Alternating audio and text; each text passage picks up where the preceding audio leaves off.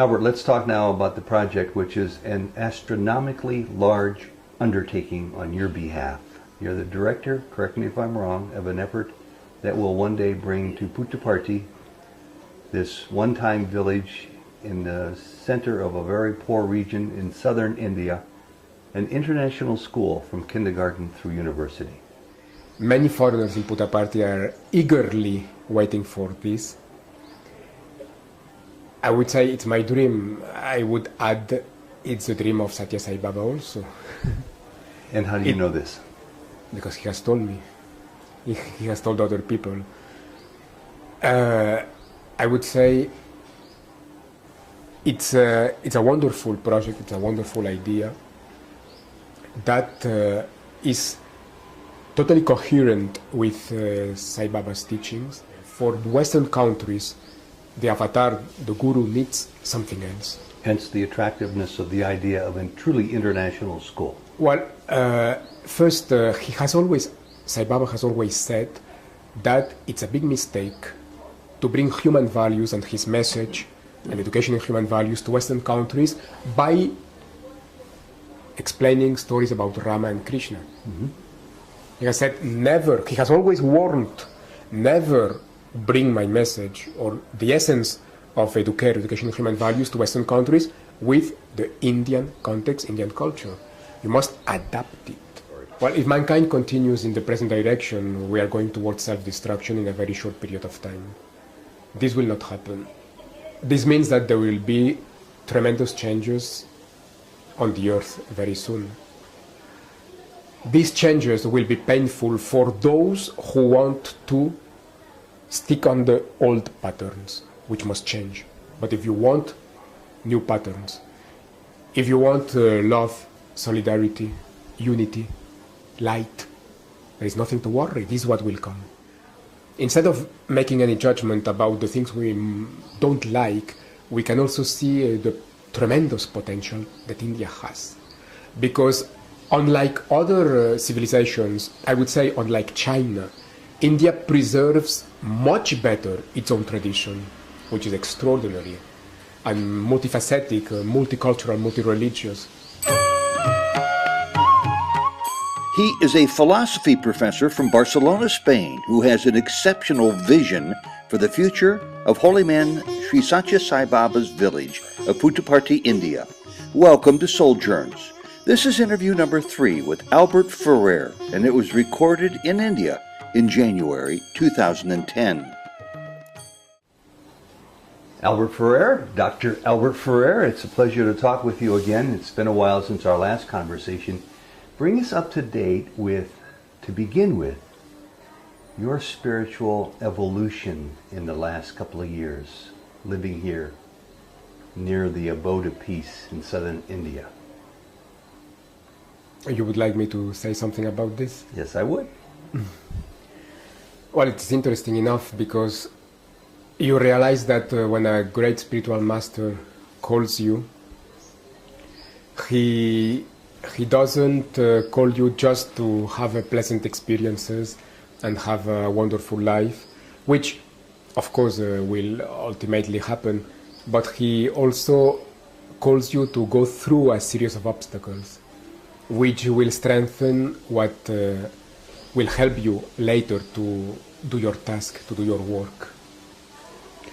In particular, about India, this has a very special significance.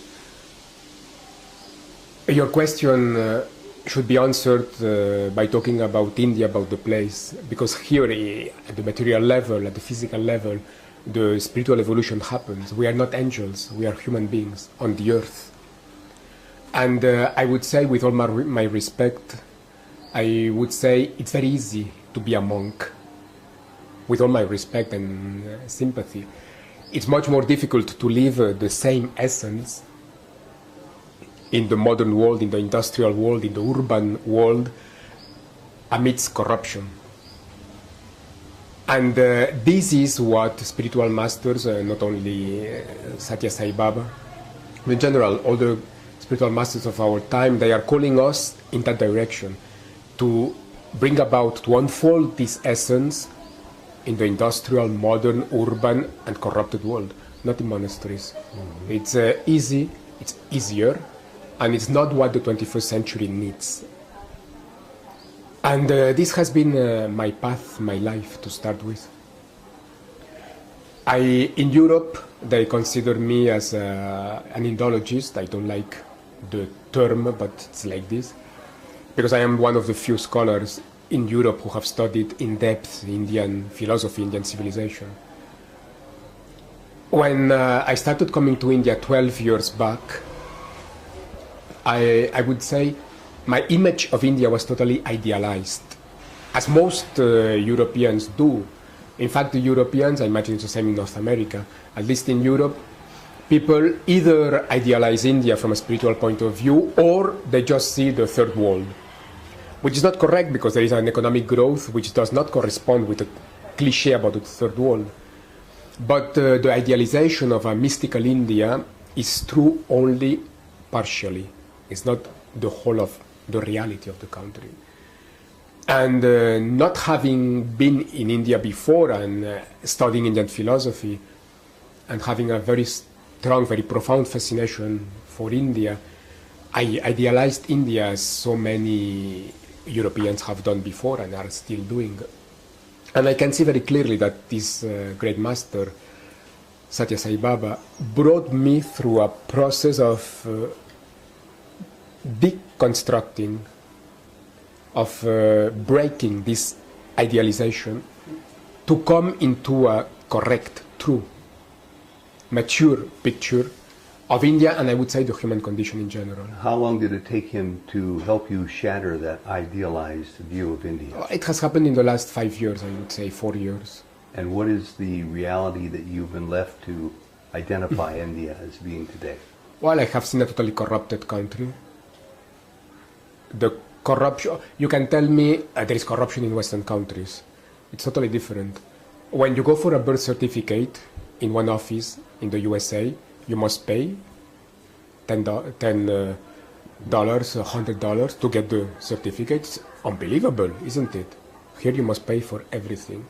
The country is corrupted from top to bottom everywhere. It's massive, it's structural. Can you make a generalization and say that's in keeping with the way life is in most, if not all, what we thought of as third world or developing countries? Of course, it's not a matter of India, it's a matter of social development. Europe was also corrupted centuries back. In fact, the things that Westerners might not like from India, they existed in Europe centuries back. If you take Europe in the Renaissance period, Europe was chaotic, dirty, totally corrupted also.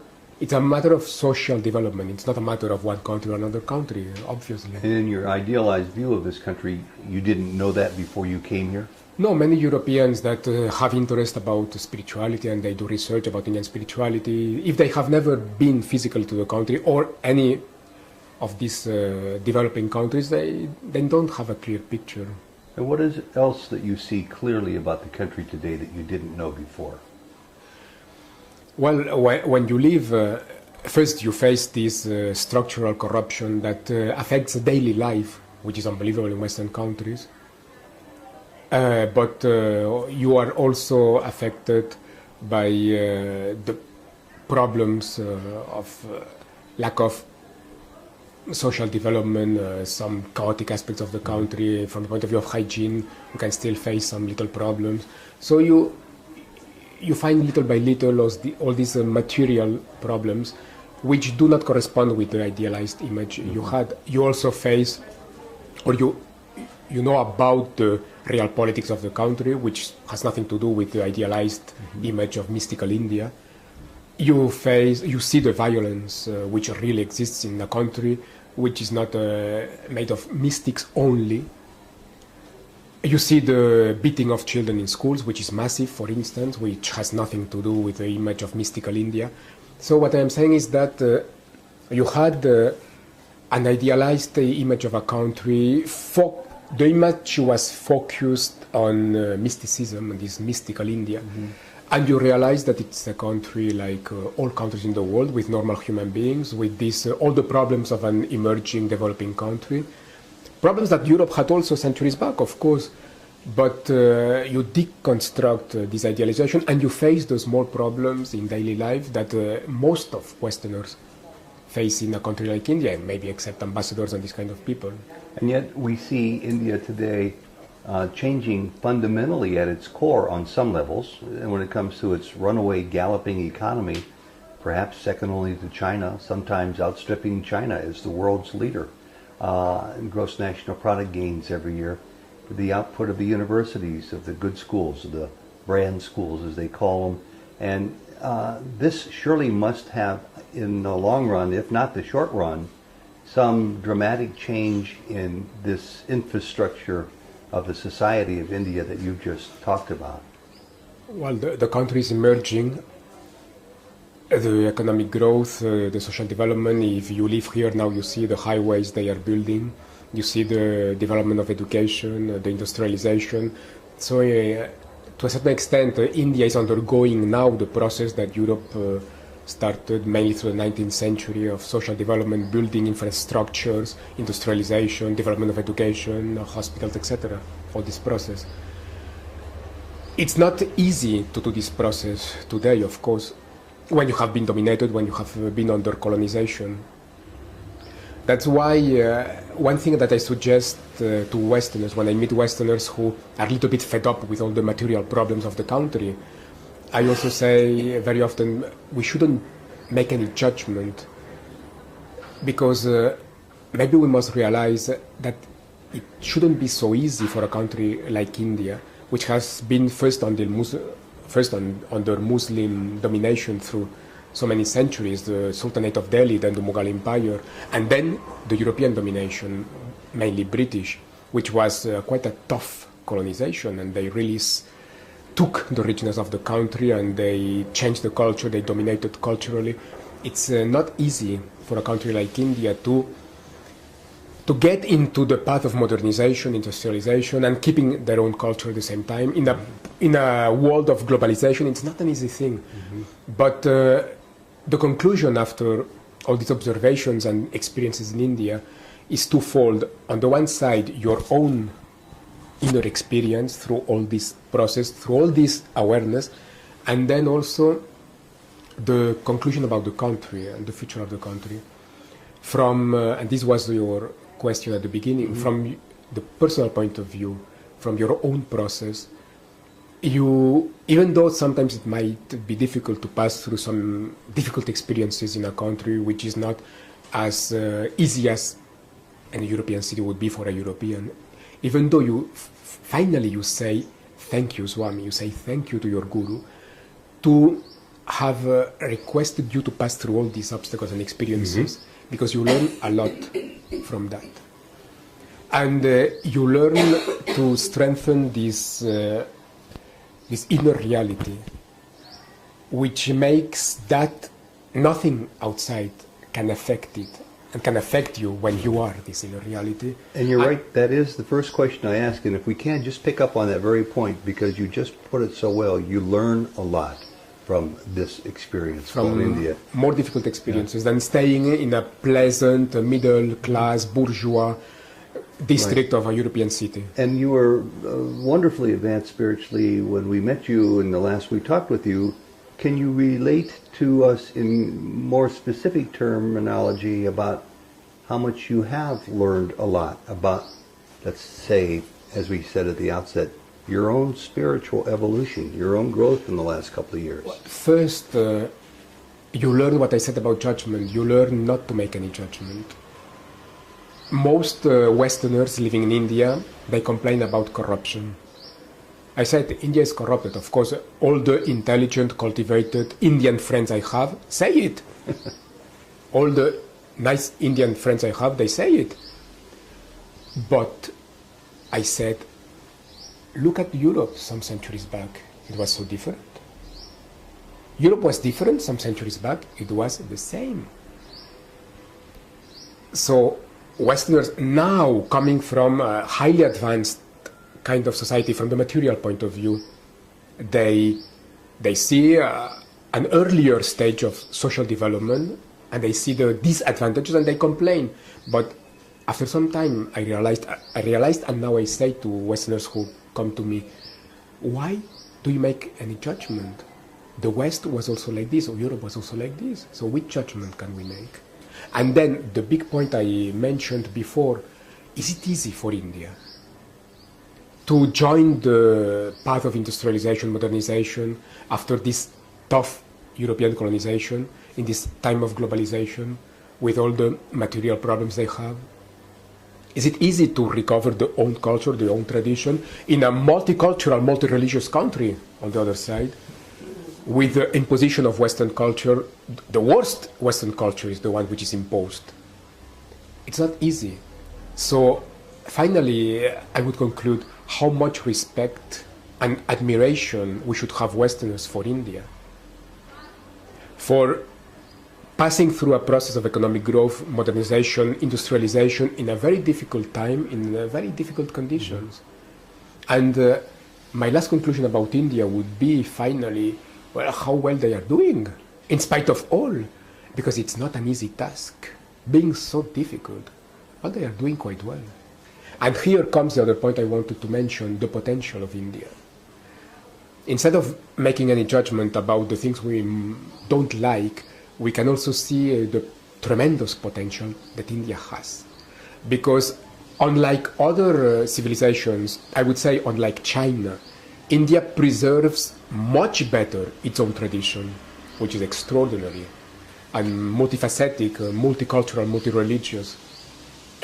And this tremendous, huge heritage, spiritual, artistic, cultural heritage that India has, is much better kept in India than in other countries, China for instance. And it's not going, it's not vanishing, it's alive and it's developing. How many wonderful ashrams can we find in this country? Ayurvedic medicine is going on, all the artistic traditions of India are going on. The spirituality of India is strong.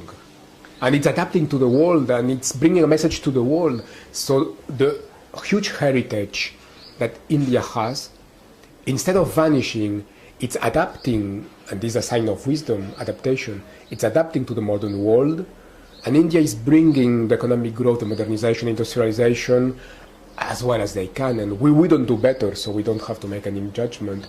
And India will be able, I'm sure that India will be capable of putting together the tremendous heritage with this wisdom which brings them to adapt the message, together with the material development that of course the country must get and is learning. And India will be able, I am sure that India will be capable of joining these two strengths, these two paths, and it will become a unique country in the world. There's several topics I want to touch upon. The next one would be spirituality. And I know you're here for several reasons. You're to pursue your interests in philosophy, in education, and in your own spiritual pursuit as well. The lesson you just talked about that you'd like people to better understand, to not judge when it comes to observing what India is about, where it's come from, and perhaps where it's headed. Are there parallels you can draw with that between your views on India as a country and your views spiritually as a seeker who's on this path to learn continuously? In other words, does not judgment aid you in that arena as well? Not judging your progress as a spiritual seeker, not judging some of the lessons you hear coming from the lips of other people.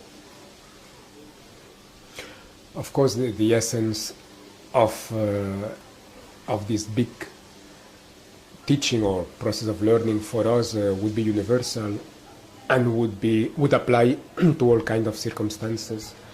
We shouldn't make any judgment about the unpleasant aspects of a developing country, but we shouldn't make any judgment either about the human imperfection that we can see anywhere in anybody, because if, and I guess it is like this, but just taking it as a hypothesis, if transmigration is true, the imperfection, if the process of reincarnation of the soul through many lives is true, then, which I guess so, then maybe the imperfection we can see now in some fellows we had some time back, then who are we judging ourselves? And maybe everybody speaks about prejudice. How many people who speak about prejudice don't see their own in themselves? So when we judge, when we make any judgment, not only about countries, also about persons, the judgment we can do about somebody else could be a judgment about ourselves. Otherwise, we should be perfect, and we are not. So this fundamental process of learning not to make any judgment is universal. It applies to countries, to people, and in fact, in positive, because not to make any judgment is a negative command or instruction. What is the positive side? The positive dimension of this negative command would be the unfolding of love and compassion in us. It is the unfolding of love, of real love, not the limited experience that we can name love many times. The real unfolding of a profound dimension of love and compassion to all. This is the positive side of not making any judgment. Are you satisfied with your rate of growth, let's say, here in Sai Baba's ashram, Prashanti Nilayam in southern India, as you continue to confront these thoughts, these ideas, and mull them over? Well, I say many times thank you, Swami, thank you to my guru, Satya Sai Baba, for all what I have learned and the path I have done with him. And what is it that you want to do with the rest of your spiritual life here? And after we talk about this, we'll get into what I know you're interested in talking about with the rest of your professional life here as well. Let's begin with the spiritual life.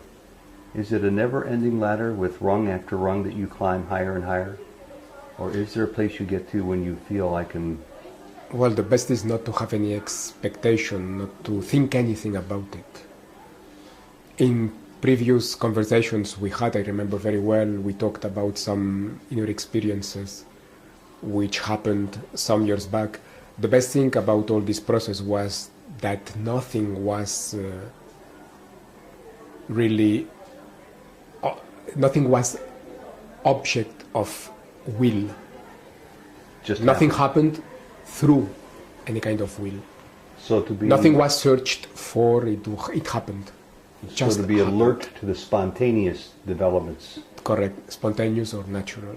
So at that time, all these process which developed, all these experiences which came, were not the object of a desire, of any kind of will. So it happened. So are these spontaneous developments continuing to occur in your life on a spiritual level? It, after some years of, I would say, being very quiet from this point of view, something is coming back. Gradually it's coming back. But now I realize with better roots in the earth, with better grounds. And has any of this changed your view in any way about your teacher, your guru here, Sai Baba? What do you mean exactly? Has your attitude about Sai Baba been affected on any level since you've been here? Do you continue to grow in admiration? Do you have more questions perhaps at times? Do you have any frustrations about the lessons that he gives you? Basically, there has been the same attitude in depth. Otherwise, I wouldn't be here. I wouldn't have stayed. The biggest, in the direct relationship with him, the biggest obstacle or the most difficult thing he has requested me to go through would be patience. For the project you want to talk very soon. But I know that not only him, all spiritual masters, they make us work on this point, patience, which means having a much more relative approach to time than we have in the West, where this is so important. So how does that feel for you? Is it comfortable or is it not comfortable yet? Having this sense of patience that he wants for you. Not being perfect, Of course, at some point you get a little bit impatient and you wonder if it will happen or not. But basically, it has been quite comfortable. Now, I have been basically very happy all this time here.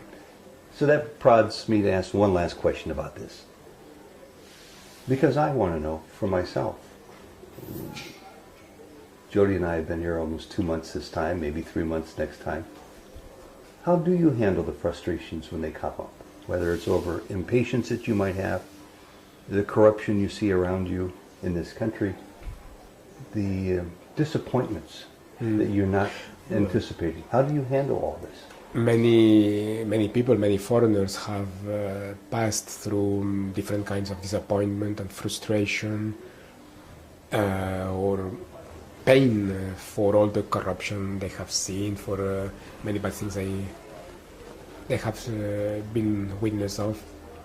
Of course, I would say here or anywhere in the world, because it's a matter of the planet Earth, not any country in particular, I would say that for anything, not here in Puttapart in India or in Mexico, in Europe, in Russia, in Africa, anywhere in the world, when you face this kind of impatience, frustration, or pain for what you see in this world, just look around, see what is the situation of the planet Earth, of mankind on the planet Earth today. There is a lot to create pain in any sensitive human being. Any sensitive human being can feel pain for what we can see around. Mm-hmm. What is the situation of mankind on the planet Earth? So when we face this kind of totally normal kind of pain and frustration, or just frustration, you cannot do anything, you feel you cannot do anything. When we face all these kind of feelings, I would say the best we can do is to put our energy, our consciousness in faith, trust.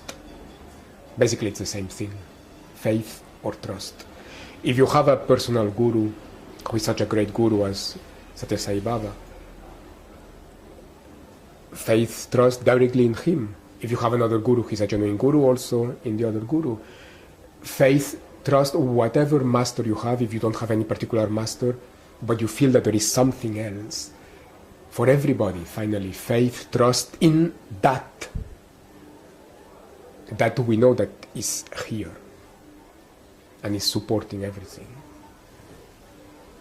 Very good. So trust, faith, because we should have the inner conviction that things will not stay as they are. Mm-hmm. And they will go, of course, for better. So we must learn how to prepare ourselves for the inevitable changes on all levels of our human story. Well, if mankind continues in the present direction, we are going towards self-destruction in a very short period of time. This will not happen. This means that there will be tremendous changes on the earth very soon.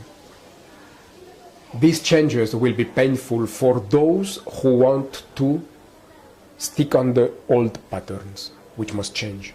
But if you want new patterns, if you want love, solidarity, unity, light, there is nothing to worry. This is what will come. And with faith and trust, it can carry you there. And we must have the faith, the trust that it will come. Whether you are living in the township where the Guru, Supreme Avatar, physically resides, or whether you're on the other side of the world, faith and trust. Anywhere, faith and trust in that exists, that supports everything, that is inside us, and that will bring the light everywhere.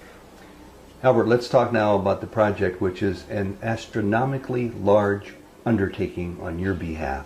You're the director, correct me if I'm wrong, of an effort that will one day bring to Puttaparthi, this one-time village in the center of a very poor region in southern India, an international school from kindergarten through university. And the reason for that you'll talk about, but one of the factors which bodes well for this is, as a reporter, I talked to the accommodations officer here a month ago who told me that there were people here visiting Sai Baba from 211 countries around the world. It seems to me that would be in keeping with the idea and supportive of the idea, perhaps, of starting an international school and university here, plus the awareness that's growing on people's more and more that there are more and more foreigners choosing to live here permanently. So take it from here. I don't see any buildings built yet. I don't see any signs erected yet. It tells me this is a big dream, perhaps a good ways off in the future, but it's your dream. Tell us more. Well, I would say, to start with, I would say, again, patience, faith, and trust. It will come. It's good that we talked happen. about that just a minute ago. It will happen. Many foreigners in Puttaparthi are eagerly waiting for this. I would say it's my dream. I would add it's the dream of Satya Sai Baba also. And how do you know this? Because he has told me. He has told other people. I would say it's a wonderful project, it's a wonderful idea that is totally coherent with Sai Baba's teachings, and I would say fundamental in his task. Some Indian devotees have misunderstood their guru, Satya Sai Baba, thinking that he is their guru. He's not. He's for the whole of mankind, for the whole. And he knows, and we can understand something, but he knows why he has chosen India. He knows why for a big portion of his physical life, his focus has been basically in India, and he has been better known in India. There have been Sai Baba centers, and there has been some knowledge about him in the rest of the world, in Western countries. Until now, however, we must acknowledge that this has been small, minoritarian until now. While his message is for the whole of mankind, the whole. And he has always announced that his message would spread to the whole of mankind someday. It's quite obvious that the Indian Ashram organization and educational institute, which have developed until now, must perform a function especially for India. And here the function has been great.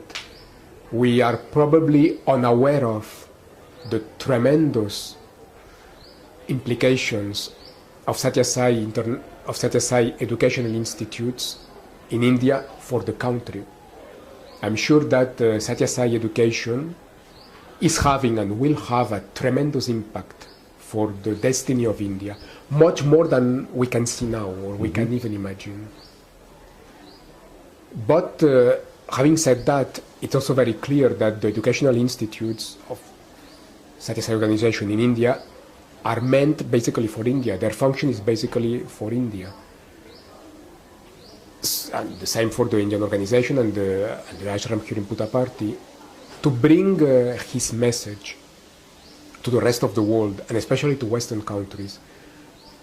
Satya Sai Baba needs something else, which fits other cultures, the Western mind in particular, which is more of a Western style and will be more easily understood, apprehended by the Western mind.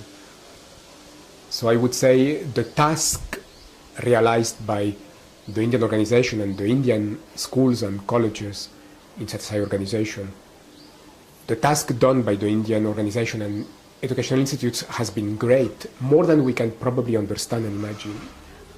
But this is basically for India. For Western countries, the avatar, the guru, needs something else. Hence the attractiveness of the idea of a truly international school. Well, first, Sai Baba has always said that it's a big mistake to bring human values and his message and education in human values to Western countries by explaining stories about Rama and Krishna. He has said never, he has always warned, never bring my message or the essence of education and human values to Western countries with the Indian context, Indian culture. You must adapt it. In every civilization culture, his essential message must be adapted to the culture. Or the foreign derivative, the foreign roots of it will be ignored because of their unfamiliarity. Well, it wouldn't work. It would create reaction against it, rejection, and it would be ignoring all the heritage of wisdom, spirituality, human values of the other civilizations of the West. So adapt is the operative word here. Absolutely. We must adapt his message in general, in education in particular, to Western civilization and take the extraordinary heritage of Western civilization in terms of spirituality, mysticism, great culture, art, human values. The West has also a great heritage in those terms. Their own wisdom traditions as well. Their own spiritual and wisdom traditions as well. Of course. And we must use all these to bring his message, to practice his kind of education in Western countries. So what would an international school along these lines look like here in Puttaparthi? Well, I would say here it's needed for two reasons. First, there is already an international presence in Puttaparthi, and the destiny of the place seems to be a bigger, much more cosmopolitan city in the near future. This will never happen if there is not a better kind of school and more Western style education and international school. We need an international school in this place if this place must become a bigger international cosmopolitan town. That's a very sociological, very obvious factor. But not only this, I was saying, Satya Sai Baba wants to bring his message to the whole world, not only to India, to Western countries. For this, he has always said, the message must be adapted. The essence of the message must be adapted. So why not carry it to the rest of the world instead of building an international school here? Because it's easier to start here, and because the institute here can perform the role of being like a father or mother of many children, which can then spread around the world and in Western countries.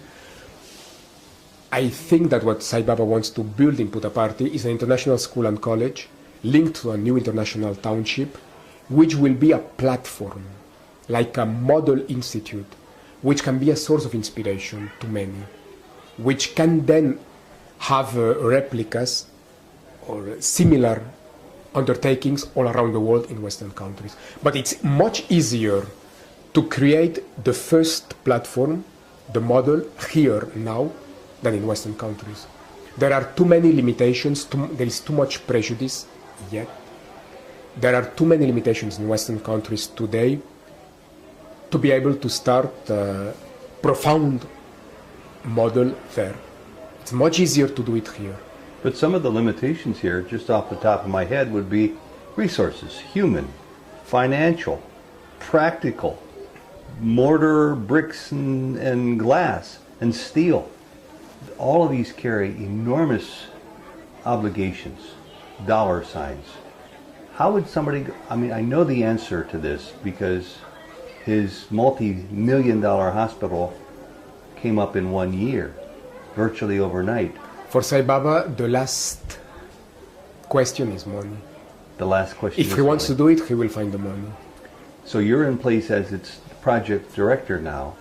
Are you encouraged that this is a workable plan here and that it someday actually may break ground and be built here? Not only workable, making it here, it's the easiest way.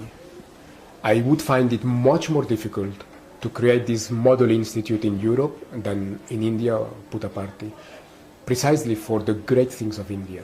In spite of the disadvantages at the material level that many Westerners find in India, the country has also great advantages and offers many fascinating aspects. The main point is the content of the project, which is grand, which is great. Not only Sai Baba will put together the best education from Europe and the best education from India and Asia, which is already extraordinary. In this international school and college in Puttaparthi, Sai Baba will put together the best academic education of the West and Europe in particular, together with the most profound kind of spiritual education, spiritual research of India and the East, the Buddhist tradition too. Sai Baba will put together these two paths, which is something revolutionary. It's very exciting. It's revolutionary because through the whole history of mankind, spirituality has been usually understood without the first aspect. Only in some very special cases, like the Pythagoreans and then Plato and his academy and the Neoplatonic tradition, maybe Vedanta also in India, some schools of Buddhism, only some schools of Buddhism, but this has been minoritarian, of course. Apart from these special cases, in general, these two things have been dissociated. What would be, on the one side, science, the intellect, the potential of the mind, and on the other side, the spiritual research, the inner path. These two dimensions of the same human being have been sharply dissociated through history. And in the modern age, they have been separated more than ever. And Sai Baba will bring together science and spirituality, mysticism and academics, bringing together also the best, the most profound, most intelligent academic education from the West, Europe in particular, and the most profound, the most beautiful, the most fascinating spiritual education, inner path from India and Buddhist countries and Asia. That's a new continent you're venturing into. Are you aware of any precedents set previously in any other locale in the world where this comes together? Of course, another big teaching, we're talking about the main teachings before, like not making judgments, also being humble. Arrogance is one of the things that we must tackle, we must counterbalance. We should never think that we are the first, that we are the best. We'll do our work as best as possible, that's all. Of course, other people have talked about this. Of course, other people have started doing something. There are other undertakings going in that direction already, because it's not, my God, it's not my project. It's even not Sai Baba's project. It's the project of the universe. It's a project of mankind. Mm-hmm. And the historic trend will go towards this direction in the future. So, of course, there are already other undertakings looking towards the same horizon. We'll join and we'll do our best. But this is the future, this I am sure. But not only it's a matter of mixing, putting together the best education of one side and the best education of the other side, West and East. Through this project, International School and College in an international township, Sai Baba will put together not only the education of the West and the East, but the West and the East. The best of mankind will come out, will unfold when the West and the East are really coming together, mixing in unity, and creating something new which doesn't exist now, neither in the West nor in the East. Mankind is one. There is nothing as stupid as racism. And the best of mankind will come out on the planet Earth when what we call the West and the East, and we could say the main civilizations and races of mankind, really unite in oneness. Then a new baby will be born, which will be the new mankind. And the best of all civilizations and races will combine together in a new mankind, when really all the races, cultures, civilizations, traditions, they come together to create something new. I'm sure that this wonderful project in Puttaparthi, in the hands of the avatar of Satya Sai Baba, will be not the only one, of course. Everywhere there will be projects in the same line, but this will be a very beautiful undertaking going in that direction. Albert Ferrer, this is a very exciting project, and we want to keep tabs on this, so we'll be back and talk to you many times about this dream to come true, and you're working on it now with all that you have. God bless you, and Sairam, and continued success here in the once tiny village of Puttaparthi. India. Thank you. Thank you, Sarah. It's very inspiring for me. And I learned a lot. I learned a lot about my own. And to hear you talk about it, you were able to help me string it together. It was very helpful for me. That will help you for others also. I hope so. I think so. This project will be great, I'm sure. And your patience. Oh, your patience is so admirable.